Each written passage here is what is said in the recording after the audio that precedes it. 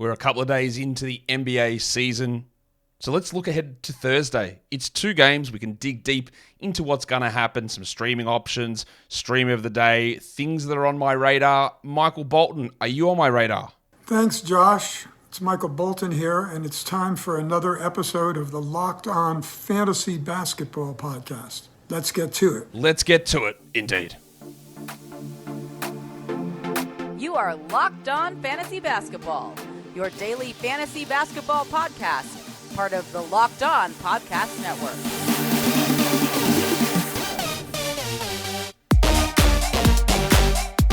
Hello and welcome to the Locked On Fantasy Basketball Podcast, brought to you by Basketball Monster. My name is Josh Lloyd and I am the lead fantasy analyst at basketballmonster.com. You can find me on Twitter as always at redrock_bball, on TikTok at redrock_bball, and on Instagram at Locked On Fantasy Basketball. What was I going to say? I've completely blanked. This episode is brought to you by PrizePicks, the easiest and most exciting way to play daily fantasy sports. Go to prizepicks.com/LockedOnNBA and use code all lowercase LockedOnNBA for a first deposit match up to $100. Thank you also for making Locked On Fantasy Basketball your first listen every day. We are free. We are available on all platforms. Okay, so here we are. 2 games on for tomorrow, so it is a key streaming day if that is the direction that you are going. And I would highly recommend that unless you have spots that have opened up through injuries and guys sitting on injured reserve, you don't drop these players with high upside, or that you just want to see what happens. Like, just don't sacrifice to get one extra game of somebody in. So therefore, what's the point of this show?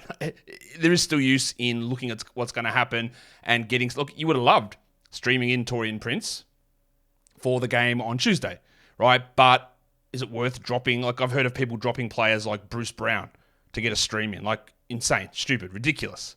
People dropping Derek Lively before he plays a single game. All right, let's see what happens, all right? Who's likely to have more value rest of season? Lively. So don't make those moves. But if you do have 2 guys that get hit with injuries and you can stash them and you open up a roster spot, yeah, that's what we're looking for. That's how we're looking to attack the stream versus you're really sitting there and dropping guys that we drafted for a specific reason and we haven't had a chance to see how that stuff settles in. So we'll talk about that. Now, I have addressed this already, but there's more people watching now than there was before. I'll say it again. Unfortunately, I can't use a lot of the sound bites, nearly all of them, that I've used in the past. I don't like it, right? I wish that I could. But because the way the world is, because they are things that are used from other media, nearly every one of them, the risk of infringement on that, we can't do it as a company and as a show. I hate it. Like, it's part of what I was able to do to my show to make it fun and interesting, and it annoys me that I can't do it, but I can't. Like, as simple as that. Like, I'm not out here looking to go bankrupt with all this sort of stuff, right? So I'm not going to be able to, unfortunately, like, I hope that you guys still want to stick with the show, even though I can't play silly sounds for players. But it's unfortunately just something I've got to do. I hope that there's some way we can find a solution to it. At this point I can't, but that's it. That's where it sits. And it sucks, I know. It's frustrating to have built that up over 12, 11 years, whatever it is, 4,000 shows, and just be in a situation where it's got to change. And it is jarring. It's jarring for me as well. So I reach for the buttons and go, I can't do it. So yeah, that's why. And I apologize. And that's just how it is. Like, I can't take that risk with that sort of stuff, unfortunately, which is shitty. Okay. Bit emotional. All right, let's look through what we're actually here to look at, and that is a preview for Thursday, October the 26th. As I have said, there is only the 2 games on. It's Philadelphia at Milwaukee, and then the second game is the Suns and the Lakers. So, let's look at what the injury status currently is at the moment. Nice little rainbow color scheme there. What we do know is there is some news on the James Harden situation. So he will be out. He will not play. Apparently, he is back with the team after tending to his sick mother in Houston. That was why he was away from the team. He hadn't been there for 10 days. There's multiple reports going back and forward from different people. So he is back with the team. He was apparently bags packed, ready to go and play, and the team said, nah, you're not coming with us, Jim. Whether that's because they're worried about disruption that he causes or he's not in shape from being away. So he looks like he'll be out for at least the next 2 games.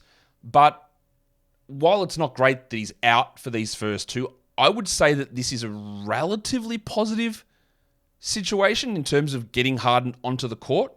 The fact that he was back and willing and ready to play and the team was like, no, just sit these couple out is, I guess, partially encouraging. I don't think the Sixers are going to be able to just sit him every game. They're not going to be able to, with this player participation policy, they're not going to be able to just say, Jim, you're not playing every game. There's obviously a reason he's been away from the team for 10 plus days. So they say, well, you're not ready to go, no game plan, practice, whatever. That makes sense. But if he's there and going to play, I think he is going to play. Now, that doesn't mean that you panic on Melton or Maxey or Toby Harris. I heard someone drop Toby Harris. Like, what are you doing? Just hold. Let's see what happens, yeah? There's going to be interesting stuff happen in these first couple of games, which may or may not translate moving forward. But what we know for now is Harden is out for game 1, likely out for game 2, well, definitely out for game 2, and we see where it goes. But it's at least some sort of, I think there's a level of positivity in terms of at least getting something on the court from him. Chris Middleton is going to play. I introduced a new little color there. If you are watching on YouTube, he's labeled pink. He's going to be limited. So we knew that he had off-season knee surgery. He wasn't practicing in full to start the season. Adrian Griffin gave me one of those quotes, and didn't give them to me, give it to Eric Name, I believe, gave one of those quotes where you just want to go and punch him in the dick hole, where he's just avoiding, like, who are you talking about? Chris? I've never heard of him. Chris Middleton? Oh, yeah, he's good, sorry. Yeah, he'll be okay. Oh, so when's he going to play? Who? Like, dickhead, just tell us, man. So I know that was a fantastically acted reenactment of the scenario. But anyway, Middleton's out there playing, and not surprisingly, they're like, we're going to, it'd be stupid of us to come in and play him 35 minutes game 1. And I agree, Adrian Griffin, that would be stupid. How slow do they go? Because it took like months last season to get him up to anywhere close to normal minutes. Now, not for a second suggesting that Middleton's going to play 24 minutes a night again this season, but I would think for, let's say, 10 days to 2 weeks, he's sitting under 30 minutes. So we got a little bit worried, A, when Lillard came across, B, when the knee injury came, and that's why he was pushing into the 80s and 90s in drafts. So don't do anything stupid. Don't drop him. But you're going to be in for a little bit of pain early on. So he's going to be limited early on here. The other injuries are the 2 guys that missed the games on Tuesday. Jared Vanderbilt, I am listing him doubtful. Officially, there's no designation on him, but with the nebulous reporting on that heel injury, it doesn't sound like he's ready to go straight away here. He doesn't sound like he's particularly close. So let's put him at doubtful. The official NBA rules say doubtful means 25%. In reality, doubtful means 10%. And that's why I'm giving him that doubtful tag, because I think there's a 10% chance that he plays here, actually. So, yeah, I don't think Vanderbilt's going to go. That means more minutes for Taurean Prince and maybe a similar rotation to game 1. And the other one is Brad Beal, who was a game-time decision for Tuesday. At the moment, it does look like he is trending towards playing. They are hopeful that he plays against the Lakers. And just one quick thing. It's very, very easy. And I hate this, right? I hate the way that NBA media does this, because NBA media has such an influence over the way that people think and talk. And I think part of your job as the media is, A, to hold some people accountable for sure, but you're also got some sort of responsibility in promotion or providing a neutral viewpoint. The idea that Bradley Beal has a back issue, and whatever media you're involved in, and you come out and go, oh, I see the NBA's load management policy is working really well. They're load managing Beal game 1. No, they're not. He's injured. Do you not understand this? How does nobody understand this? Oh, he's had all preseason. How can he still be sore? Because They played in preseason and they practiced in preseason. And guess what happens? You get hurt. This is not load management. The bloke was hurt. I don't know how that is hard to say, but the fact that there is all this weird narrative that gets pushed by so many people, the NBA, they never play, they don't try. Every single player is soft cock and all they want to do is jerk off into their Louis Vuitton wallets, right? That's what people think happens. And it's garbage for a start. And then as media, sorry, I'm losing my fucking mind here. As media, you come out and go, look at that, they're resting him straight away. Load management game 1. What a joke. Can't even play. They had all off-season to rest. That's not what this is. And it pisses me off that we can't have any level of critical thought. Of maybe, just maybe, the bloke's hurt. Imagine that. Imagine he was hurt. Or he's just resting because he wants to, because he's a spoiled, pampered brat. Like, get out of here, you dickheads. Anyway, Brad Beal might be ready to play. So we get, and I'll talk about this in the On My Radar section later in the day, as I calm down after that. But Beal currently questionable. I would say questionable, leaning towards probable would be my guess. Today's episode is brought to you by Ibotta. How does a free Thanksgiving sound? I assume it sounds pretty good, because it sounds good to me. Ibotta is here this year to give you cash back and make sure that your Thanksgiving table is complete. Because who wants turkey without the gravy? Oh, what a phrase that is. All gas, no brakes, but in a food-based metaphor. Starting November 1st for the 4th year in a row, Ibotta is giving 100% cash back on your Thanksgiving feast. Just add the offers in the app to redeem for everything you need to make your Thanksgiving feast complete. All you have to do is shop at your favorite retailers and then upload your receipt. Ibotta gives you cash back on hundreds of grocery items, produce, personal care, pantry goods. You can make sure that you're beating inflation no matter what you're purchasing. So download the Ibotta app now. Ibotta's actually sponsoring the Nuggets this season, Jersey Patch. Download the Ibotta app now. Use the code LOCK to get 100% cash back on your Thanksgiving dinner starting November 1st. Just go to the App Store or Google Play Store and download the free Ibotta app and use the code LOCKED. That's IBOTTA in the Google Play or the App Store and use the code LOCKED. Today's episode is also brought to you by Prize Picks. Prize Picks is the largest independently owned daily fantasy sports platform in North America, and it's the easiest and most exciting way to play daily fantasy sports. Instead of going up against thousands of people with 10 hours a day crunching spreadsheets and numbers to try and get the right thing here, it's really simple. You just go in, you see a player projection, you go more or you go less. And you do that between 2 to 6 different players, and you can win up to 25 times your money back. You can do it during football season, in basketball season, in hockey. You can do it for the World Series. It is all there over on Prize Picks. Quick withdrawals, easy gameplay, an enormous selection of players and stat types make Prize Picks the #1 daily fantasy sports app. Go to prizepicks.com/LockedOnNBA and use the code LockedOnNBA for a first deposit match up to $100. prizepicks.com/LockedOnNBA. The code is LockedOnNBA for a first deposit match up to $100. All right, so after that little... Hey, by the way, on that Beal thing, there's going to be plenty of you that watch this that disagree with me. Nah, he's definitely soft. He could have played. Cool. That's fine. I think I'm right. You think you're right. That's okay. Let's look at the stream of the day for 12-team category leagues. Now, I'm constantly trying to work out how best we assess this in terms of roster percentage numbers, because I want to make sure I'm giving things that apply to a lot of people, right? So I'm looking at guys who on Yahoo at the moment are 45% or under rostered. And I think the stream of the day for 12-team category leagues is Paul Reed. Paul Reed only needs, let's say he gets 18 minutes. Now, maybe he doesn't get it. Maybe he plays strictly behind Joel Embiid. I'd be a little bit surprised if that happened, but maybe that's what happens. But if he gets 18 minutes, he will be a very valuable stream guy. It might only be 7 points. It might be 6 rebounds, 2 steals, 2 assists, and a block.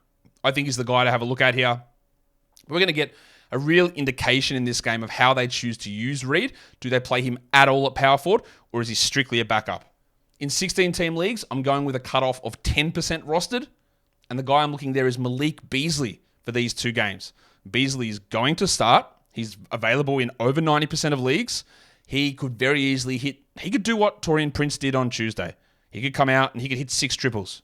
He could have 18 points, 1 rebound, 6 triples and nothing else. But in 16 teams, a guy that's going to start, which is Beasley, it's very rare to find. And he can have terrible games, but he can also pop off. Plus, with Middleton somewhat limited, that's a little bit more responsibility going to Malik.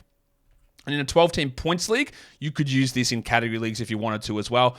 I think Kelly Oubre is worth a look. Now, Oubre is not going to approach, I'd be stunned if he approached what he did last season. I don't think he's going to start with Harden now. I don't think there's any chance of that. But he can score. And there are going to be more shooting opportunities available with Harden out. So we look at Oubre as a 12-team point stream. Sure, he can be a category stream as well. I think he's more limited in the category sense, but if you're looking for what he provides versus Reed, I get that. They're pretty close. But in a points league, I would lean Oubre over Reed as a streamer for the games on Thursday. What do you think? Do you agree? Do you disagree? Let's look at some more streaming options across positions. These guys here are all available in at least 50% of leagues. So point guard, it's Gabe Vincent. Yes, this is what happens, and this is why I've been banging on about this all preseason. If you haven't watched any of my stuff preseason, welcome back to the show. But I've been talking about the way that we assess fantasy basketball in a lot of cases is wrong. We look at so much stuff in terms of season-long numbers and all that sort of thing, but in the vast majority of us, where it's a week-to-week basis, and there's so much variation. So Gabe Vincent struggled on Tuesday. Is that going to be what he does every single game? Absolutely not. Why couldn't he Torian Prince his way to 75% shooting? It's about opportunity. It's about role a lot of the time.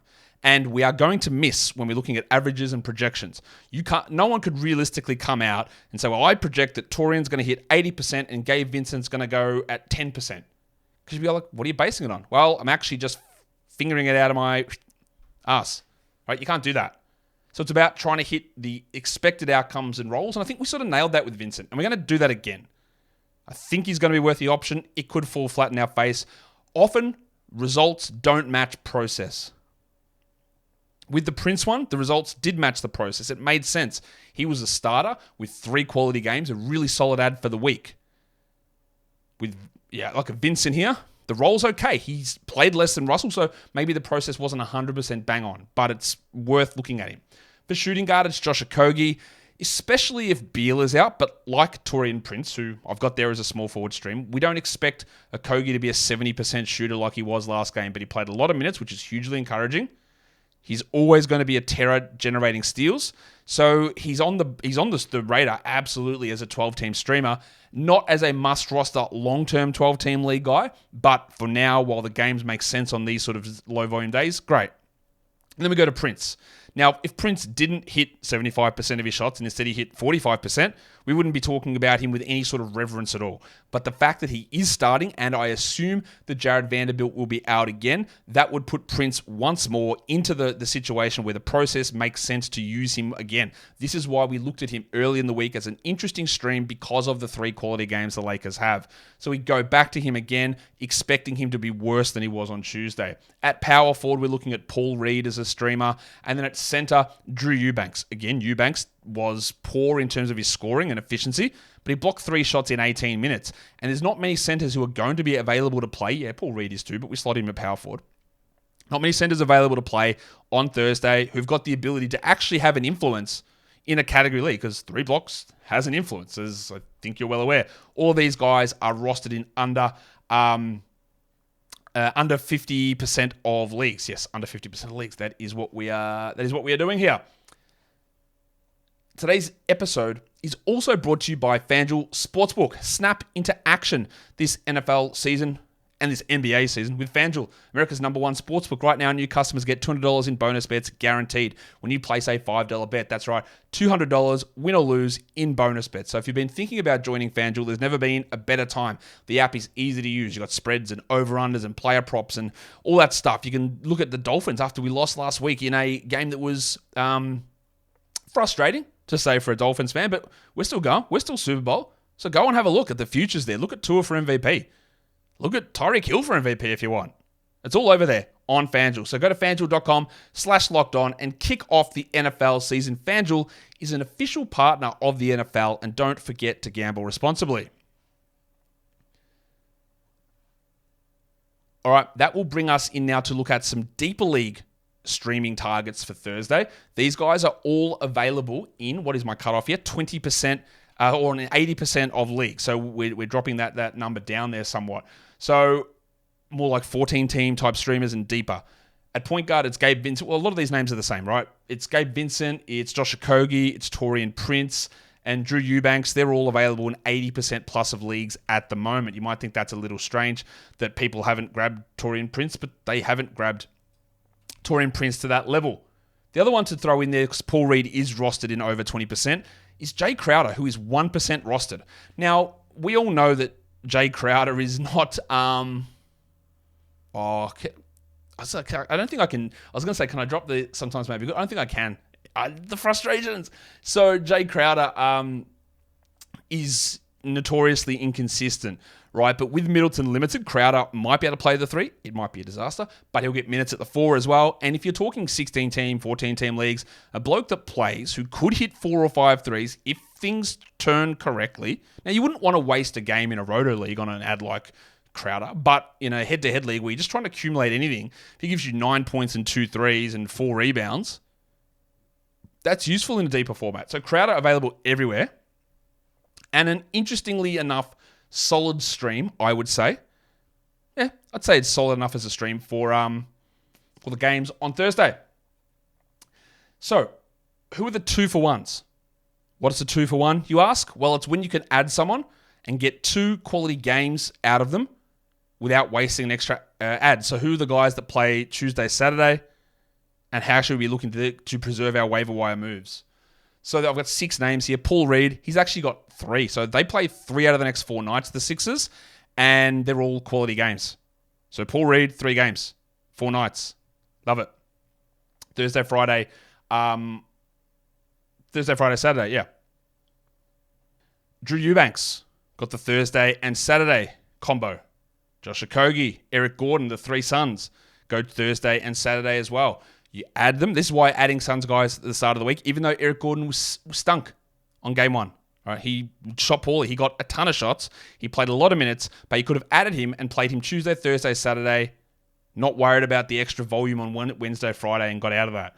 So they're all useful. And then there's 2 more Sixers. Kelly Oubre Jr. with 3 games in the next 4 nights, all quality games. And even Patrick Beverley. With Jim Harden out, that boosts Beverley's minutes up. I would love for them to give them to Jaden Springer. I'm not going to be super confident in that. And one thing we did see through that first opening night is that sometimes preseason stuff means nothing. Julian Strouder, red hot, 0 minutes. 0 minutes. Like, they just don't play these guys. Max Christie getting serious rotation minutes. 0 in the regular season. Like, just didn't play. Brandon Pajemski, man, dominating. 0. Corey Joseph and bloody Gary Payton playing over him. So, yeah, maybe Springer, who I thought was awesome in the preseason, they just go back and they defer to Patrick Beverley. But him and Oubre, 3 games in the next 4 nights. So we're looking at Sixers and Suns. Sixers get that extra. Now, you might have enough waiver wire moves that you don't need 3 games. So therefore, you could add any of these players and then drop someone on Saturday after Saturday's game and then add whoever you want for Sunday. That's totally possible as well. But we're looking at some 2-for-1 options there. And then lastly, what is on my radar for the 2 games? Philadelphia and Milwaukee. How does the usage and the ball handling get distributed for the Sixers in these games without Jim? Like, how does it work? Maxi, we're going to watch usage and passing. We're going to watch to see what happens with Melton and Oubre and Toby Harris. They're some of the big things we want to watch on the Philadelphia side. On Milwaukee, what is Malik Beasley's role? If he is a starter, is it 30 minutes? Do him, Pat Connaughton, and Marjon Beauchamp all cut into each other? Can Beasley take on more ball handling? God, I hope not, but maybe he does with Middleton limited. How do they use Beasley? I do not think that Malik Beasley is a 12-team league guy, but he's absolutely worth a look just if it's for this day only. Phoenix and the Lakers, I want to watch Devin Booker because he obviously dropped 8 assists in that first game. He had 4 first half assists, and then he had like 1 assist early third quarter, and then had like 2 in the final couple of minutes, and it ends up looking good with 8 assists. I firmly believe that Devin Booker is going to be able to improve his assists from what he did last season to at least get close to 7 per game. But we want to see what happens when Bradley Beal comes back and how Booker works and how much they use him to initiate. I think it's going to be a lot. And we will get more information on that. And then for the Lakers, we saw in the first half that Jackson Hayes was the backup center and Christian Wood was the 10th man of the rotation. In the second half, Wood was over Hayes and Hayes didn't play. I still believe that Christian Wood is absolutely overrepresented in 12-team leagues and should not be rostered as a long-term thing. But if you do have Wood, giggity, you hold on to him for now and you use the crucifix for Thursday, and they play again on Sunday as well. Even if, again, I don't think it's a long-term thing. Let's see, does he play any minutes, Wood, next to Anthony Davis? Does Hayes play next to Davis? Because they played, again, 0 minutes. Anthony Davis isn't a center. He's actually a power forward. Well, you're lying, because he is a center, and it's clearly a center. So we'll see what they do, right? We'll see how they run Hayes. We'll see how they run Wood. We'll see how much Wood plays. Is he going to be worth holding? Absolutely not. But he is, at least for Thursday, worth holding. And that does it for me today. As a show that should have been short, I went on too many rants, so I do apologize. Follow this podcast on Apple Podcasts, Google Podcasts, Spotify, and on the Odyssey app, and on YouTube. Thumb it up and leave your comments down below. Guys, we are done here. Thank you so much for listening, everyone. See ya.